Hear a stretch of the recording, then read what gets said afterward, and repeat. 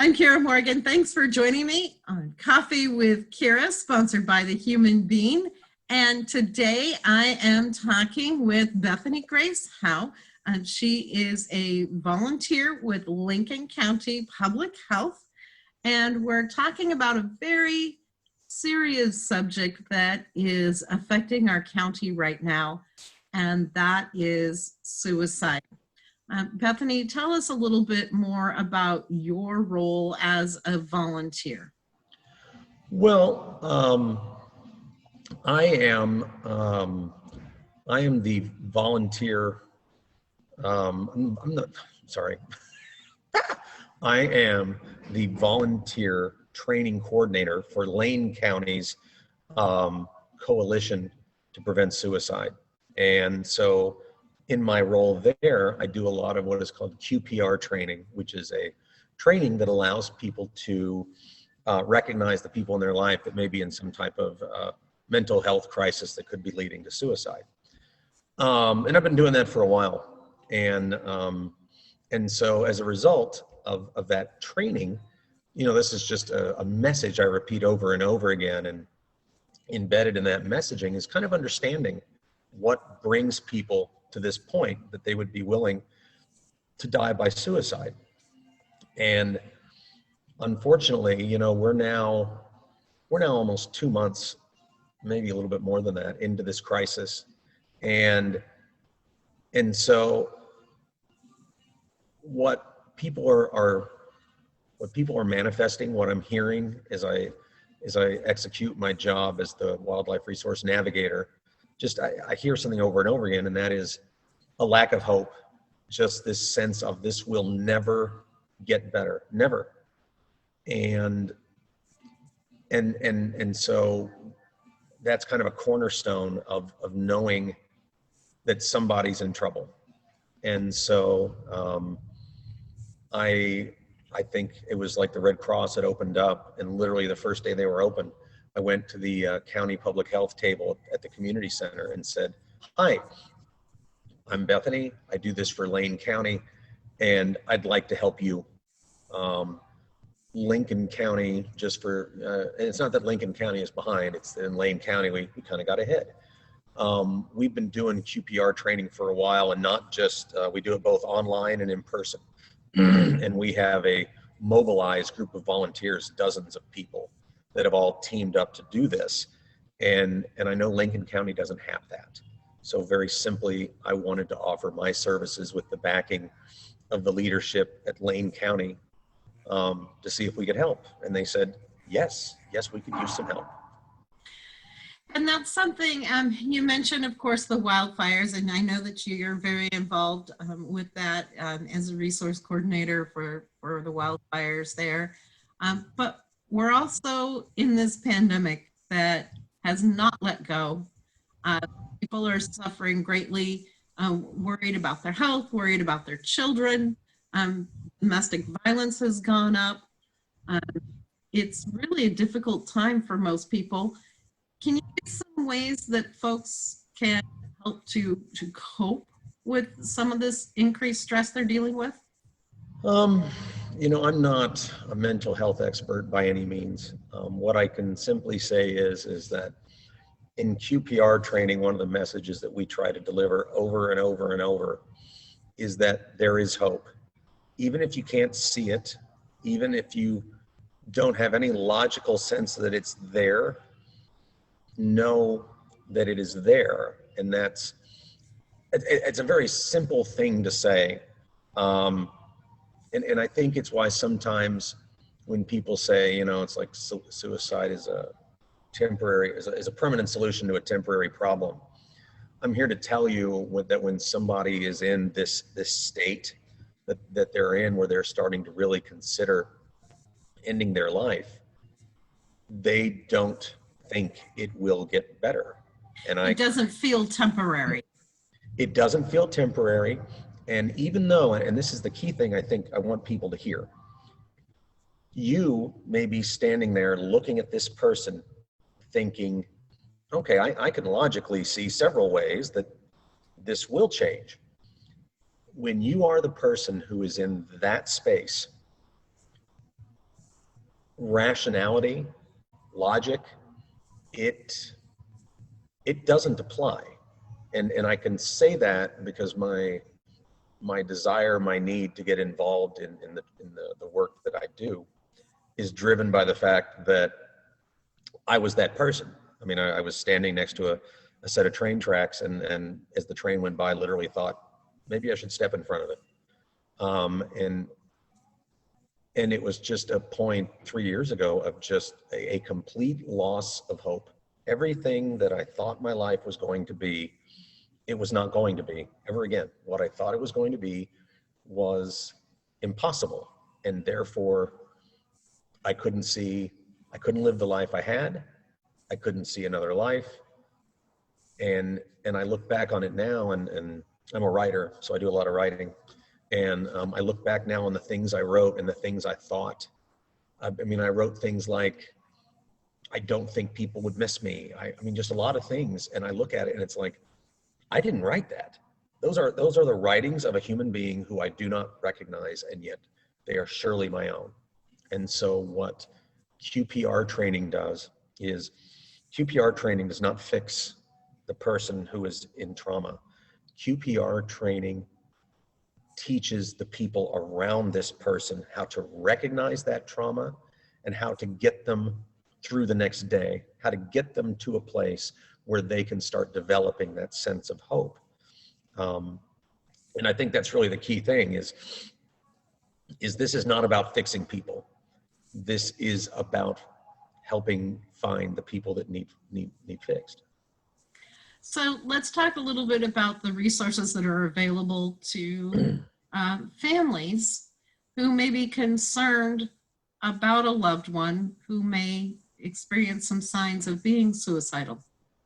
Well, there's certainly county mental health, and they've got a hotline, and I know that's been a real commitment of a lot of the county leadership to make sure that's available to all citizens, regardless of income or anything else.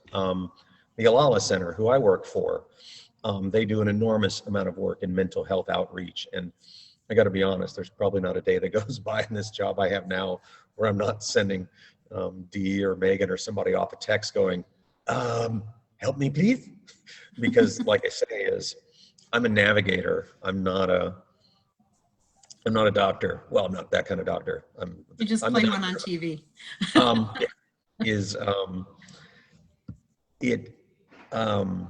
And so there's a lot of resources there. And one of the things that QPR training does is we teach people what the resources are.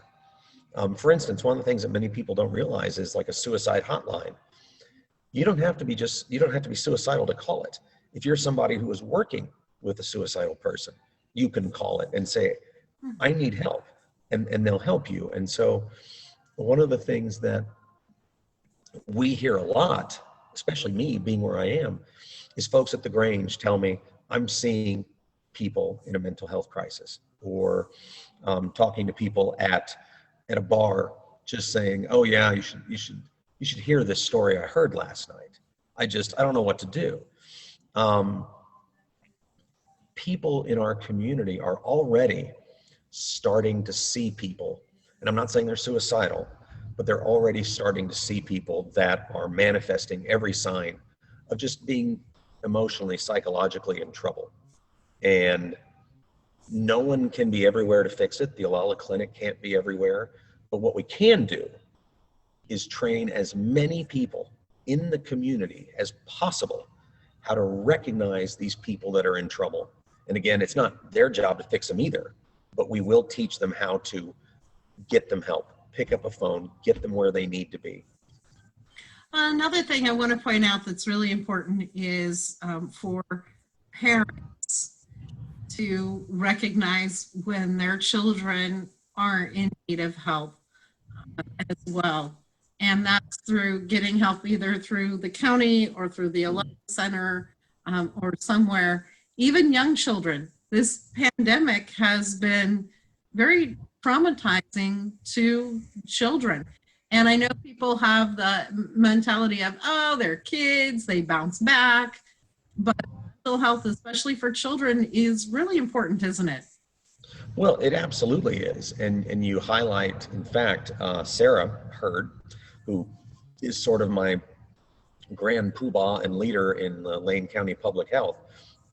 She and I are doing this QPR training together, and she is going into the schools to talk to the staff about how they recognize students that are in trouble, because we realize teachers and school staff are there on the front lines. But interestingly enough, the QPR training, when I've done it before, we get parents in there that are like, I'm worried about my child. And so this training that we're doing, which is going to be the first week of November, it's going to be online, and parents can sign up and just be like, hey, I'm worried about my child, or there's this kid who comes over to my house every night. There's something going on, and I'm wondering, am I missing something?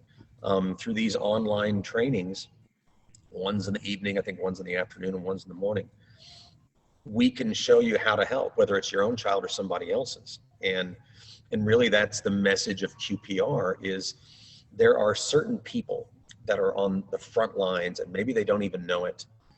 And that's why we're doing this. Like, we're going to do a class for bartenders. We're going to do a class for baristas. We're going to do a class for hairstylists. What we call our series barbers, bartenders, and baristas.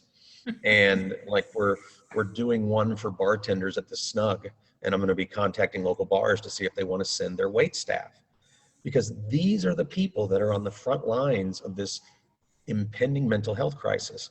Parents, teachers, bartenders, anyone that listens for a living. And that's really what these people do. And they're hearing, and they're worried, they're scared. And I can't imagine anything worse than hearing, I was a bartender at the historic Anchor Inn, and there were people that came in every week, and they would tell me stuff. It was like, hey, and they told me stuff they don't tell anybody else. If I was a bartender and somebody told me something and they left, I'm like, oh my God, I think that person could be in trouble, and I didn't know what to do or who to call or how to help them. That would be awful. And that's what the training we're providing does. It teaches people how to be the best, most informed, compassionate ally they can be for anyone in their life who's in trouble. All right. And Bethany, is there anything else that you want to add as we wrap up? No, what I would invite people to do is like I say, we're going to have some online classes. The first, I think the first week in November, I can't remember the exact dates, but I want to say it's the first,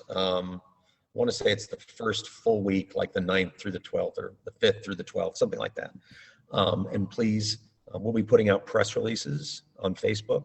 And then if you are a waiter, if you are a bartender, a barista, any of these people, please contact us, and we'll get you into some training. We're here to help. By some miracle, we didn't lose any lives in the Echo Mountain fire. I don't want to start now.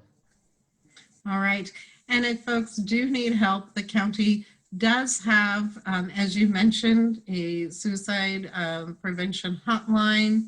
And there are numbers that folks can call if they do just need someone to talk to and talk about what they're going through, right? Absolutely.